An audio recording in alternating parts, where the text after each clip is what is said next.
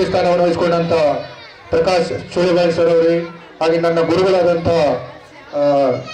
ತಳಾ sir ಅವರೇ, ಹಾಗೂ ವೇದಿಕೆ ಮೇಲೆ ಇದ್ದಂಥ ಎಲ್ಲ ಸದಸ್ಯರುಗಳೇ, ಈಗಾಗಲೇ ನಾನು ಈ ಶಾಲೆಗೆ ಬಂದ ಮೇಲೆ 3 ಕಾರ್ಯಕ್ರಮಗಳನ್ನ ಮಾಡಿದಿರ್ತೇನೆ.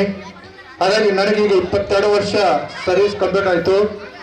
ಹಾಗಾಗಿ ನಾನು ಏನಪ್ಪಾ ಅಂತಂದ್ರೆ ನನ್ನ ಮಕ್ಕಳಿಗಾಗಿ, ನನಗೆ ಇದ್ರೇನಿದಿಲ್ಲ, ನನ್ನ ಮಕ್ಕಳಿಗಾಗಿ ನಾನು ಪ್ರೀತಿಯಿಂದ ಇದನ್ನ ಈ ಕಾರ್ಯಕ್ರಮ ಮಾಡ್ತಾ ಇದ್ದೀನಿ. ಮಕ್ಕಳ ಒಂದು ಕಲೆಯನ್ನ ಅರಳಿಸಿ ಅದನ್ನ ವೇದಿಕೆ ಮೇಲೆ ತಂದು ಅದಕ್ಕೆ ಒಂದು ಗೌರವ ಕೊಡುವಂತ ಒಂದು ಕೆಲಸವನ್ನ ನಾನು ಮಾಡ್ತಾ ಬಂದಿದ್ದೀನಿ.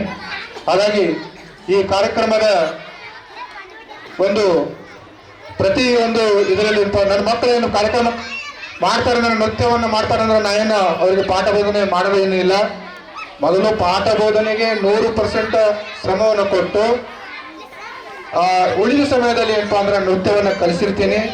ಅದೇ ಸಮಯದಲ್ಲಿ ಆ ಎಲ್ಲ ವಿದ್ಯಾರ್ಥಿಗಳು ಚೆನ್ನಾಗಿ ನೃತ್ಯವನ್ನು ಮಾಡ್ತಾರೆ. ಈಗ ಈ ಸಲ ನಮ್ಮ ನಲಿಕಲಿ ವಿದ್ಯಾರ್ಥಿಗಳು 12 ನೃತ್ಯವನ್ನು ಮಾಡ್ತಾರೆ.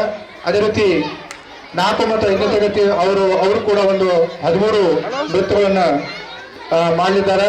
ಹಾಗಾಗಿ ಇವತ್ತಿನ ಒಂದು ಕಾರ್ಯಕ್ರಮವನ್ನ ನಾವು ಜನ ಇದ್ರೆ ತಾನೇ ಈ ಕಾರ್ಯಕ್ರಮವನ್ನು ಯಶಸ್ವಿಯಾಗಿ ಸಾಗೋದು. ಹಾಗಾಗಿ ನಾನು ವಿದ್ಯೆ ಜೊತೆಗೆ ಇವತ್ತು ನೋಡಿ ಯಾವ ಪ್ರಶಸ್ತಿ ತಗೊಂಡರಲ್ಲ ನನ್ನ ವಿದ್ಯಾರ್ಥಿಗಳು ಹೋಸಲೆ, ಅವರು ನೃತ್ಯದಲ್ಲಿಯೂ ಪ್ರಥಮ ಸ್ಥಾನ, ಜೊತೆಗೆ ನೃತ್ಯದಲ್ಲೂ ಉತ್ತಮ ಸ್ಥಾನದಲ್ಲಿದ್ದಾರೆ, ನಾವು ಜೊತೆಗೆ ಅಂಕ ಪಡೆಯುವುದರಲ್ಲಿ ಉತ್ತಮ ಸ್ಥಾನ ಅದ. ಈ ಸಲನೂ ಏನಪ್ಪ ಇವತ್ತೇನು ನೃತ್ಯವನ್ನು ಮಾಡ್ತಾರಲ್ಲ, ಎಲ್ಲರೂ ಕೂಡ ವಿದ್ಯೆಯಲ್ಲಿ ಅವರು ಉತ್ತಮ ಸ್ಥಾನದಲ್ಲಿ ಇದ್ದಾರೆ. ಹಾಗಾಗಿ ಅವರಿಗೆ ನೃತ್ಯದ ಜೊತೆಗೆ ನಾನು ವಿದ್ಯೆಯನ್ನು ಸಹ ಉತ್ತಮವಾಗಿ ಕೊಟ್ಟಿದ್ದೀನಿ.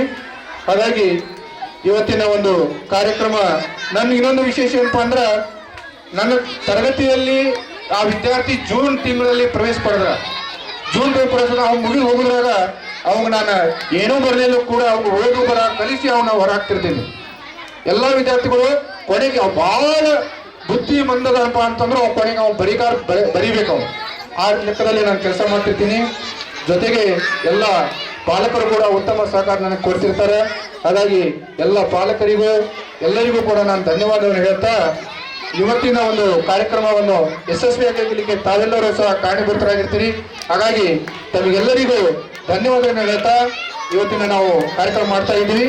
ಹಾಗಾಗಿ ನನ್ನ ಒಂದು ಚಿಕ್ಕ ಒಂದು ಪ್ರಾಸ್ತಾವಿಕ ಭಾಷಣವನ್ನ ನಾನು ಮುಗಿಸ್ತಾ ಇದ್ದೀನಿ. ಜೈ ಶ್ರೀರಾಮ್, ಜೈ ಕರ್ನಾಟಕ ಮಾತೆ, ಜೈ ಭಾರತ್ ಮಾತೆ, ಜೈ ಹಿಂದ್. ಇವತ್ತಿನ ಒಂದು ಮುಖ್ಯ ಅತಿಥಿ ಒಂದು ಭಾಷಣವನ್ನ ನಮ್ಮ ಶಿವರಾಜ್ ಸರ್ ಅವರು ಒಂದು 2 ಮಾತುಗಳನ್ನು ಹೇಳ್ಬೇಕಂತ ಕೇಳ್ಕೊತಾರೆ.